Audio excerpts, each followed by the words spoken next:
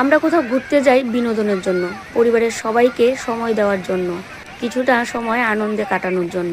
কিন্তু একই পরিবারের 7টা মানুষ আজকে কতটা বিপদে পড়ে গেছে। তাহলে এই বর্ষার দিনে কোথাও ঘুরতেও যাওয়া অনেক রিস্ক। আর এখানে সবাই চাইছে ওদের বাঁচাতে, কিন্তু লাস্ট পর্যন্ত ঠিক কী হয় পুরো ভিডিওটা দেখলেই তোমরা বুঝতে পারবে। মানে এই ঘটনাটা দেখলে গা শুধু শিউরে উঠছে বারবার, যে কতটা পরিমাণে বিপদে পড়ে গেছে সবাই।